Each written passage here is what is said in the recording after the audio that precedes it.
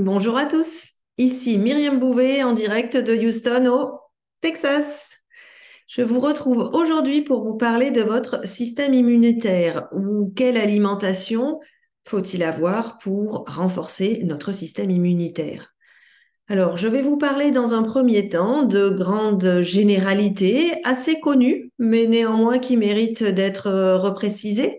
Et puis, je vous parlerai ensuite d'aliments auxquels on pense un peu moins souvent et qui peuvent faire toute la différence. Alors, d'une manière générale, pour renforcer votre système immunitaire, pensez aux fruits et aux légumes frais et de saison. Ils contiennent énormément de vitamines, de minéraux, de nutriments essentiels. C'est eux qui vont être le moteur de votre système immunitaire. Pensez-y, y compris en hiver. Puis, il ne faut pas oublier les protéines et les acides gras. Acides gras, on en a déjà parlé dans des vidéos, tout ce qui est poisson gras, 2 à 3 fois par semaine, par exemple.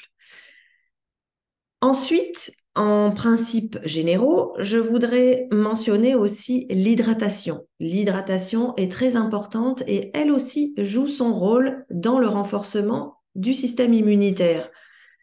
Vous allez me dire, Myriam, c'est bien gentil tout ça, mais il faut que je boive quelle quantité d'eau par jour? Alors, je vais vous dire, bah, ça dépend. Ça dépend de votre âge, si vous êtes un homme, une femme, ça dépend de votre activité. Une fois qu'on a dit tout ça, on n'en sort pas beaucoup. Alors, de manière générale, ayez en tête qu'au moins 2 litres d'eau par personne et par jour, eau toutes confondues, c'est à peu près et souvent un minimum. Comment vous vous situez sur votre quantité d'eau? Alors, pensez à prendre une gourde avec de l'eau, pensez à boire des tisanes, pensez à boire du thé. Voilà. Ajoutez de l'eau dans votre journée.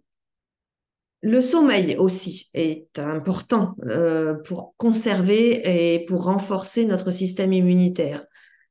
7 à 8 heures selon les besoins de chacun. Mais si vous vous sentez fatigué, si vous avez du mal à vous lever le matin, essayez de vous mettre une petite alarme la veille au soir pour vous dire, allez, c'est le moment, il faut que tu te prépares, il faut que tu ailles te coucher, sinon demain, ça va être difficile. C'est un truc qui peut beaucoup vous aider. Enfin, en grand principe générique, je voudrais aussi vous parler du sucre ajouté. Le sucre ajouté en quantité trop importante va venir ralentir ou fatiguer votre système immunitaire. Alors, essayez, c'est vrai pour beaucoup d'autres choses, c'est vrai pour la concentration, c'est vrai pour la gestion du poids, c'est vrai pour la fatigue.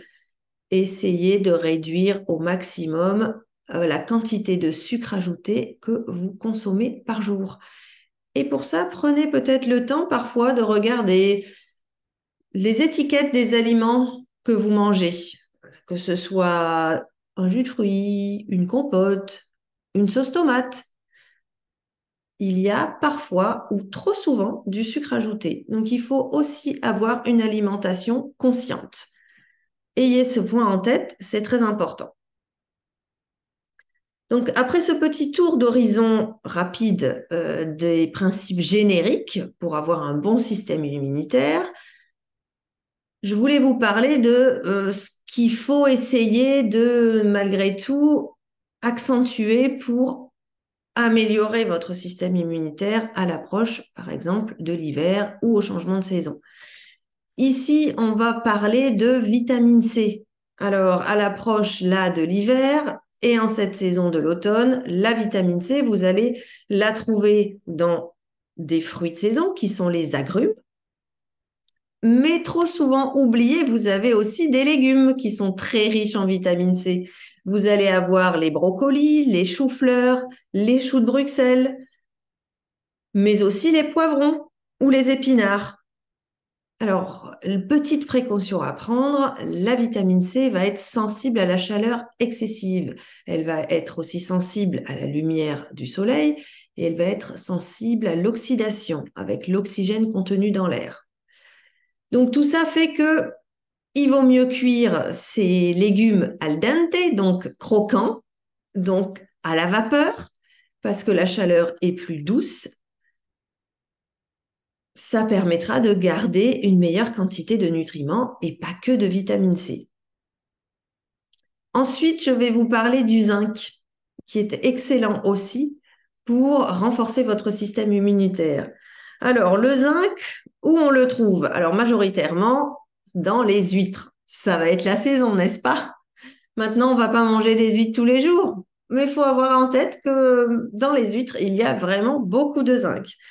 Il y en a aussi dans les viandes, les crustacés, les graines aussi, les céréales complètes ou les légumineuses. Un peu comme le fer dont je voulais vous parler aussi. Le fer va renforcer votre système immunitaire. Maintenant, vous allez me dire, tout ça, je connaissais.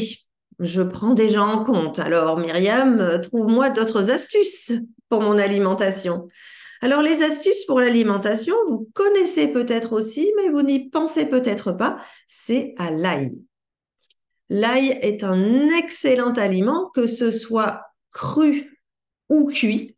Essayez de faire, par exemple, les conseils que je vais vous donner maintenant, c'est de dire, bah, sur une période de 21 jours, essayez d'intégrer beaucoup plus souvent ces aliments-là.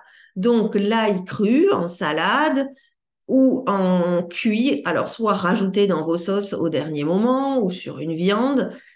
Cuit, bien sûr, la cuisson, encore une fois, a tendance à détruire certaines propriétés. Donc, essayez de ne pas trop cuire, mais néanmoins, certaines propriétés sont conservées quand bien même. Donc, toujours mieux que rien. Donc, l'ail, pensez à l'ail, pensez au curcuma. Le curcuma, il se trouve en poudre et il se trouve aussi, c'est une racine, un peu comme le gingembre, il se retrouve aussi frais. Vous pouvez le congeler et il a des propriétés très intéressantes. Pensez aussi au thym. Donc, l'ail, le curcuma, le thym, essayez sur une cure de 21 jours eh bien, de l'intégrer dans vos repas. Petite astuce, l'ail par exemple, pour l'avoir facilement sous la main, vous pouvez le piler et le conserver dans l'huile d'olive. Pareil pour le curcuma. Le curcuma, il peut se râper, se conserver dans l'huile d'olive. Ou alors, vous pouvez aussi faire des petits glaçons d'ail râpé, de curcuma râpé, ou le curcuma, vous pouvez l'utiliser aussi en poudre. Pareil, le thym séché ou frais, c'est encore mieux, mais c'est facile, on peut l'avoir sous la main. Alors ensuite, je vais vous parler de petites décoctions ou d'infusions. Sur la base d'un thé à la fleur de sureau, par exemple, enfin d'une tisane plutôt, à la fleur de sureau ou d'une tisane à l'échinacée. Alors ces deux plantes sont connues pour participer au bien-être de votre système immunitaire. Donc avant ça, je vous propose quoi? Je vous propose de faire infuser dans de l'eau du gingembre frais râpé. Encore une fois, vous pouvez préparer vos petites portions dans des bacs à glaçons et que vous démoulez ensuite des petites portions de gingembre frais râpé. Vous pouvez aussi découper des petites lamelles, mais plus il est en petits morceaux, plus il va diffuser. Donc, dans votre eau, pour votre future tisane, vous faites infuser du gingembre frais, râpé ou finement tranché, avec un zeste de citron. Vous laissez infuser ça une dizaine de minutes avec un petit bouillon. Et ensuite, vous rajoutez cette eau-là pour faire votre tisane à la fleur de sureau ou votre tisane à l'échinacée. Vous pouvez aussi rajouter de la cannelle et du miel.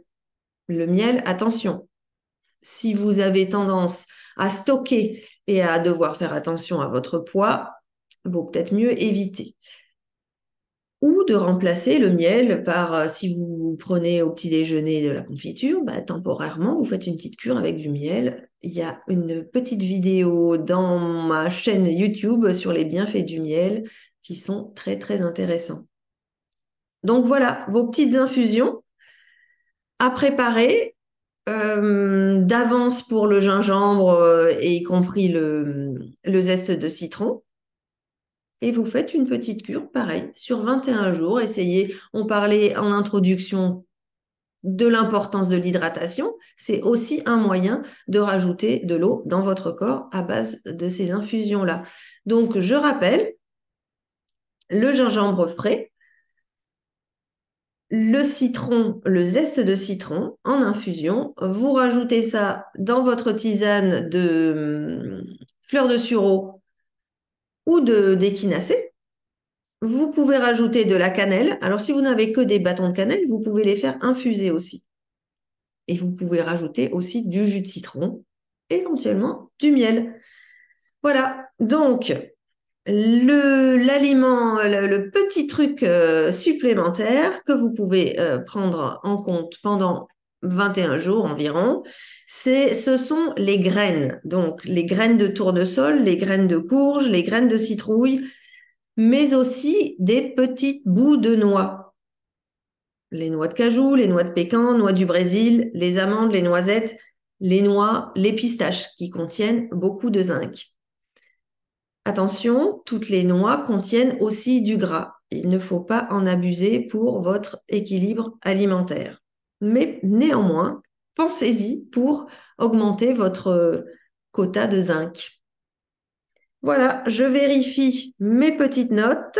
Ah oui, dernier point, j'ai oublié. J'allais oublier, mais non. Manger des probiotiques. Pareil, sur votre cure où vous voulez booster un petit peu votre système immunitaire, il va falloir prendre soin de vos bonnes bactéries dans les intestins. Vous savez, le deuxième cerveau, eh bien lui aussi, il participe au renforcement de votre système immunitaire ou à son affaiblissement. Les probiotiques, eux, vous les trouvez dans quoi? Très connus dans les yaourts blancs nature. Mais aussi, pensez aux aliments fermentés. On trouve de plus en plus des carottes fermentées, des choux, du chou blanc, du chou rouge. Pour ceux qui aiment la choucroute, eh bien, ça en fait partie.